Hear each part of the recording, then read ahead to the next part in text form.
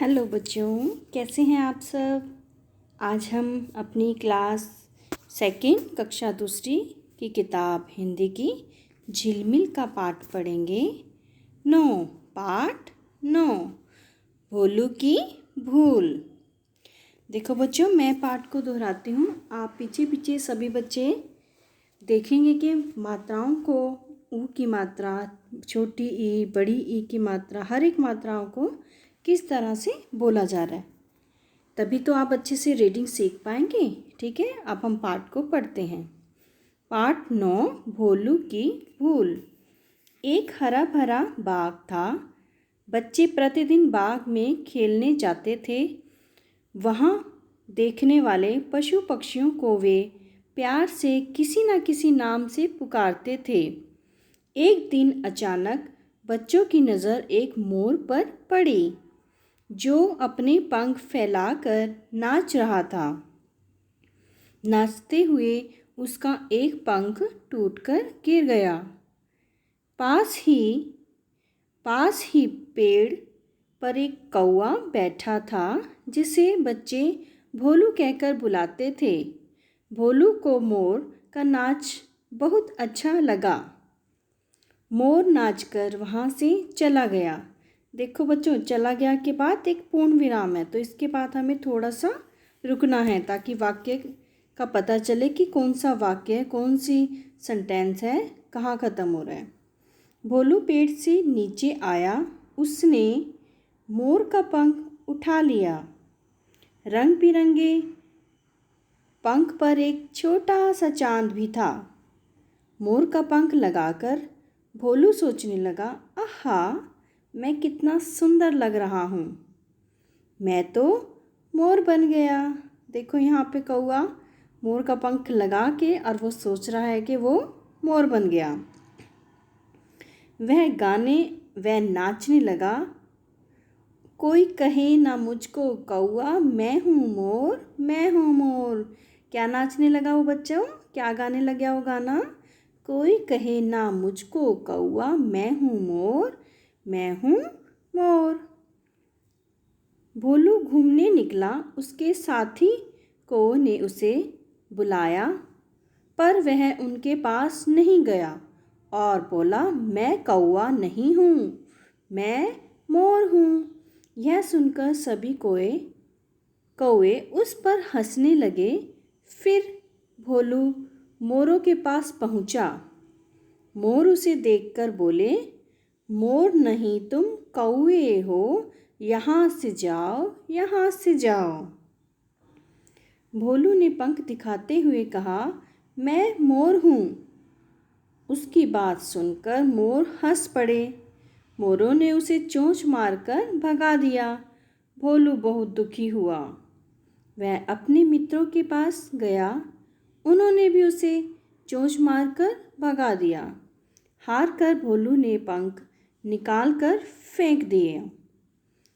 भोलू ने क्या किया? पंखों को निकाल कर फेंक दिया।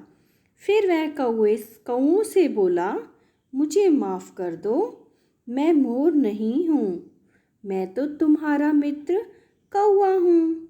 सब कौवों ने कहा, फिर कभी अपने साथियों को छोड़कर मत जाना।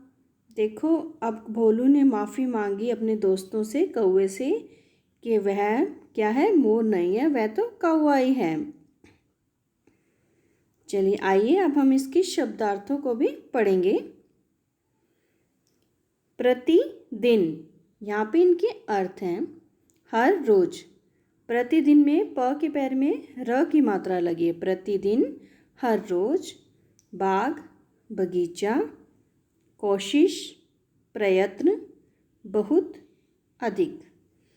अब इसी भोलू की भूल की पाठ से ही कुछ प्रश्न है। हमने जो पाठ को इतने अच्छे से पढ़ा है, तो हमें प्रश्नों का जवाब भी दे सकते हैं। भोलू को किसका पंख मिला? बताओ बच्चों, किसका मिला था पंख? वेरी गुड, मोर का पंख मिला है। भोलू को मोर का पंख मिला। भोलू ने पंख का क्या किया? भोलू ने पंख अपने पंखों में लगा लिया। भोलू नाचता हुआ क्यों गाने लगा? क्योंकि उसे लगा कि वह मोर बन गया है। देखो, उसने अपना पंख लगा लिया और वो क्या सोचने लग गया कि वो तो गाने लग गया, भाई मैं तो मोर बन गया हूँ। कौवे भोलू से किस कारण नाराज थे? क्योंकि भोलू उन्हें छोड़कर मोरों के पास चला गया था। किसने किससे माफ़ी मांगी? भोलू ने माफ़ी मांगी थी ना, किससे मांगी थी? अपने साथी, जो साथी कौवे थे उनसे। भोलू ने अपने साथी कौवों से माफ़ी मांगी। आगे हमारे पास है आपकी बात। आपने मोर के पंख पर कौन कौन से रंग देखे हैं? आपके घर पे है मोर के पंख, या आपने कभी मोर का पंख देखा है? उस पर कौन कौन से रंग होते हैं? उसमें बहुत सारे रंग होते हैं, हरा, नीला, ऐसे। आपको कौन सा पक्षी सबसे अच्छा लगता है और क्यों? मोर। हाँ, मोर सबसे सुंदर पक्षी होता है। उसके पंख इतने सुंदर होते हैं, जब वो पंखों को फैला के नाचता है तो वो कितना अच्छा लगता है, कितना सुंदर पक्षी होता है मोर। यदि आपको मोर का पंख मिल जाए तो आप उसका क्या करेंगे? क्या करोगे? आप भी भोलू की तरह यूज़ करोगे या फिर अपने घर पे उसको लगा के सजाएंगे? आगे हमारे पास खालिस्तान भरो हैं। सही शब्द चुनकर खाली स्थान में लिखें। ऊपर हमारे पास शब्द हैं इस बॉक्स के अंदर: कौवा, चोंच, बाघ, चांद, दुखी। एक हरा भरा सा बाग था, पास ही पेड़ पर कौवा बैठा था। रंग बिरंगे पंख पर एक छोटा सा चांद भी था। मोरों ने उसे चोंच मारकर भगा दिया। कौवा बहुत दुखी हुआ। आगे हमारे पास कुछ शब्द हैं, इनको हमने सुनना है, बोलना है, और जैसे मैंने लिखा हुआ है पंख को 3 बार, ऐसे ही आप सबने बुक किताब में भी लिखना है और अपनी कॉपी में भी सारा अच्छे से सुंदर सुंदर लिखना है। मैं बोल के सुनाती हूँ आपको। पंख, चोंच, रंग बिरंगे, चांद, हंसना, हंस। अब भाषा की बात में हमारे पास हैं, सोचे और उल्टे अर्थ वाले शब्द लिखें। दुखी, दुखी का उल्टा क्या होता है? सुखी। अच्छा, बुरा, ये विलोम शब्द हैं, उल्टे शब्द, विपरीत शब्द।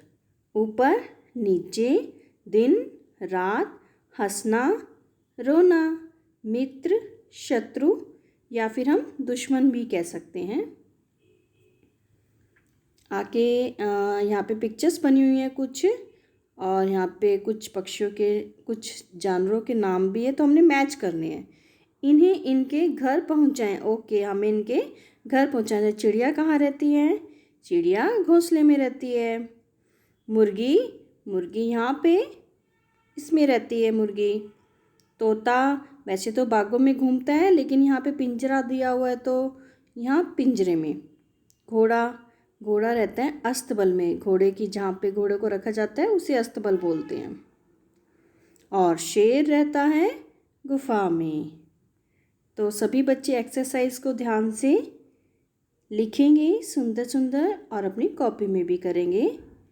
ओके बच्चों, पाठ को आप ऐसे ही पढ़ें, बहुत अच्छा पाठ है, और अपनी रीडिंग को और अच्छी और अच्छी और अच्छी बनाएं। ओके, बाय बच्चों।